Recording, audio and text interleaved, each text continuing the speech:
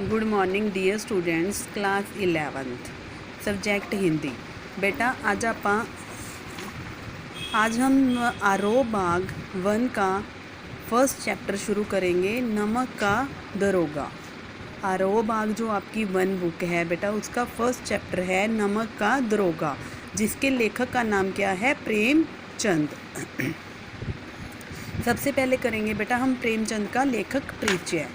प्रेमचंद की हिंदी साहित्य के ऐसे प्रथम कलाकार हैं जिन्होंने साहित्य का नाता जनजीवन से जोड़ा।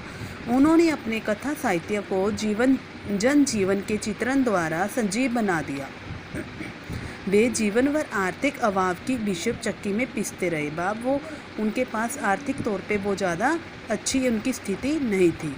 उन्होंने भारतीय समाज में व्याप्त आर्थिक एवं सामाजिक भेदभाव को बड़ी निकटता से देखा है। यही कारण है कि जीवन की यथार्थ अभिव्यक्ति का सजीव चित्रण उनके उपन्यासों एवं कहानियों में दिखाई देता है। प्रेमचंद का जन्म 31 जुलाई सन 1880 ईस्वी में वाराणसी जिले में लमी नामक ग्राम में हुआ था। प्रेमचंद का जन्म कब हुआ बेटा? 31 जुलाई सन 1880 ईस्वी में वाराणसी जिले के लवी नामक ग्राम में हुआ। उनका वास्तविक नाम क्या था बेटा? धनपत राय। इनको अंडरलाइन कर लेना बेटा, उनका जन्म कब हुआ और उनका वास्तविक नाम क्या था।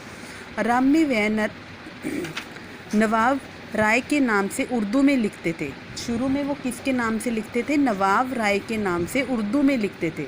युग के प्रभाव ने उनको हिंदी की ओर आकृष्ट किया। प्रेमचंद जी ने कुछ पत्रों का संपादन भी किया। उन्होंने सरस्वती प्रेस के नाम से अपनी प्रकाशन संस्था भी स्थापित की। उन्होंने बेटा कौन सी प्रकाशन संस्था स्थापित की थी? सरस्वती प्रेस के नाम से। कौन सी संस्था बेटा? सरस्वती प्रेस के नाम से अपनी प्रकाशन संस्था भी स्थापित की थी। जीवन में निरंतर कठिन परिस्थितियों का सामना करने के कारण प्रेमचंद जी का शरीर जर्जर हो गया। देशभक्ति के पथ पर चलने के कारण उनके ऊपर सरकार का आतंक भी छाया रहता था।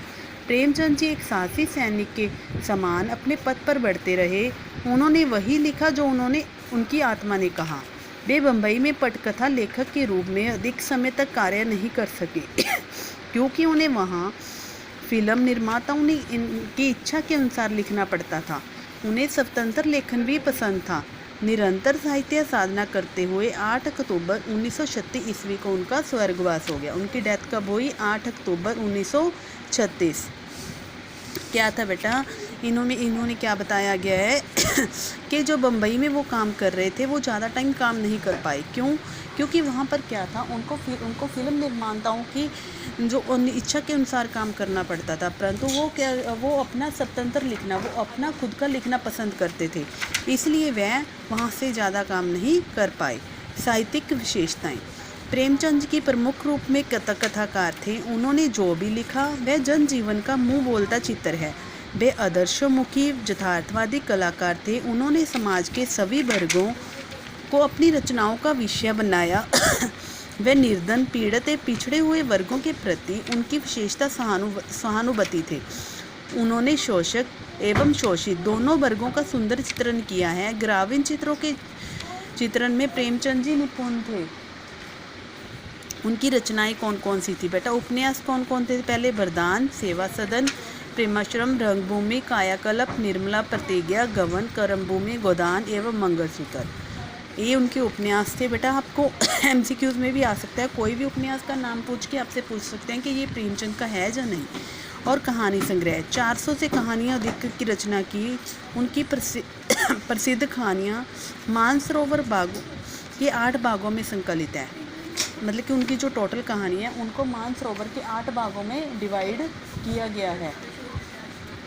नाटक कौन कौन से? करबला, संग्राम और प्रेम की देवी।